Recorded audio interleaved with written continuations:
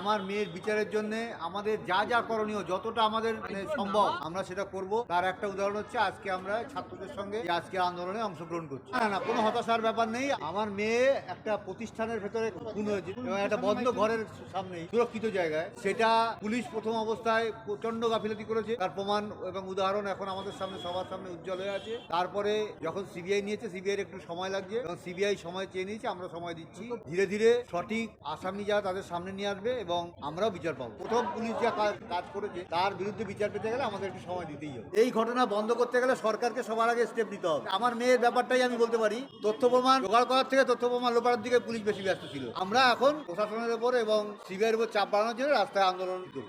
এরকম আমার একটা ধারণা কি প্রশাসনে কি আর কোনো লোকজনই নেই এরা ছাড়া? মানে আমাদের প্রশাসনের এতই আজকে খারাপ অবস্থা, যারা অন্যায়ের সঙ্গে যুক্ত থাকবে তাদের আবার এনে জায়গা মতো বসিয়ে দিতে হবে। সরকারের যে প্রচ্ছন্ন মদত এই সমস্ত ব্যাপারে আছে, আমি পরিষ্কার বুঝতে পারি।